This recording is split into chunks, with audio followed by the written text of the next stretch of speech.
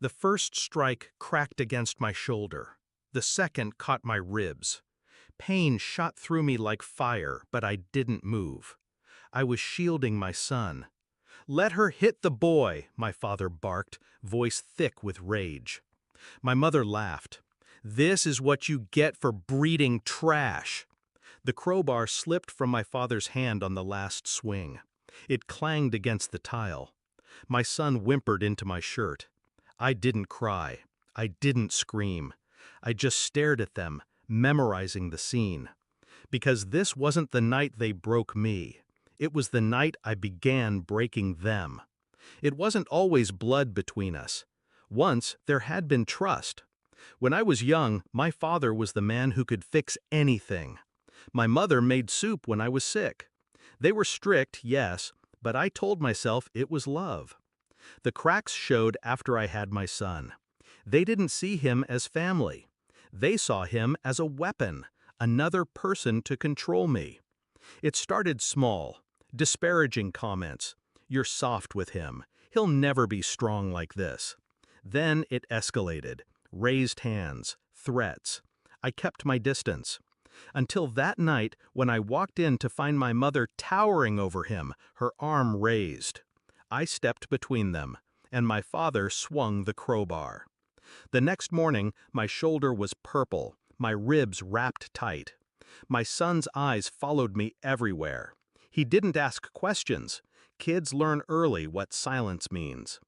That's when the heat inside me cooled into something sharper. Not rage, precision. Step 1. Evidence. Bruises photographed. Medical reports filed.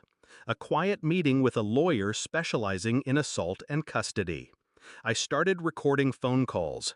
Every insult, every threat, every slip of arrogance. Step 2. Patterns. They thought they were clever, never violent outside their home. But cruelty leaks. Neighbors had heard the shouting. My sister's friend had seen my father throw a chair once. People talk if you ask the right way. I collected it all. Step 3. Leverage. They valued their reputation. The doting grandparents, the stable marriage, the community volunteers. That mask was my entry point. I found every unpaid bill, every shady side deal my father made, my mother's petty theft from her own workplace. Little things, but enough to fracture their image if shown to the right people. The legal side came first. I filed for a restraining order, not just for me, but for my son. The recordings, the photos, the witness statements, all of it went into a clean, airtight package my lawyer presented to the judge. The court granted it immediately. They couldn't come within 500 feet of either of us. My father's jaw tightened when the order was read. My mother muttered under her breath. They didn't know that was just the first cut. Next came the financial side. I had proof they'd stolen from my accounts over the years. Loans they never repaid, withdrawals they thought I wouldn't notice. It wasn't huge money, but in legal terms, it was theft. We sued for repayment. Slowly, methodically.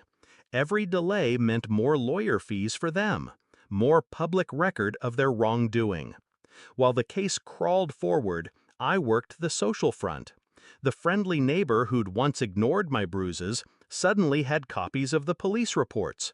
My father's employer was anonymously informed of the active assault case. My mother's church group got word of her restraining order. They called me, begged me to stop. I didn't answer. The climax came 6 months later, in a mediation room. They were pale, exhausted. My father's hands trembled. My mother's lipstick was uneven. A small detail, but telling. The mediator slid the settlement agreement across the table.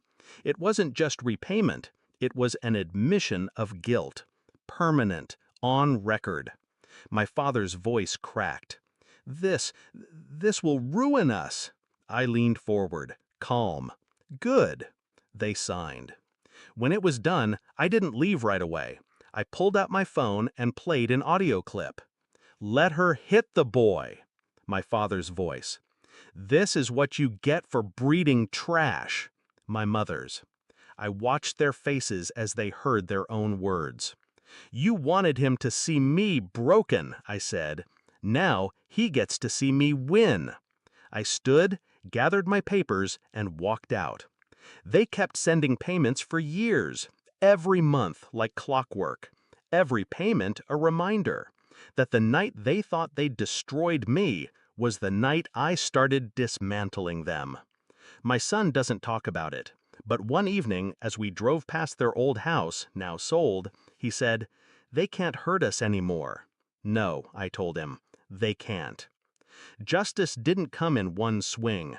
It came piece by piece, until there was nothing left of them but the echo of their own cruelty. And I kept my promise. They were the ones begging next.